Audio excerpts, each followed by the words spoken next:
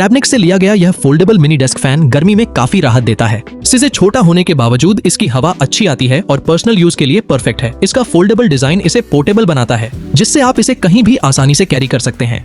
Height और angle adjust करने का फीचर बहुत यूजफुल है, जिससे आप अपनी जरूरत के अनुसार इसे सेट कर सकते हैं। USB चार्जिंग की सुविधा होने से इसे लैपटॉप या पावर बैंक से भी चला सकते हैं। नॉइज लेवल भी कम है, इसलिए काम करते समय कोई डिस्टर्बेंस नहीं होती। बैटरी बैकअप ठीक ठाक है और डेली यूज के लिए काफी है। ओवरऑल यह कॉम्पैक्ट और प्रैक्टिकल प्रोडक्ट है जो गर्मी में काफी काम आता है।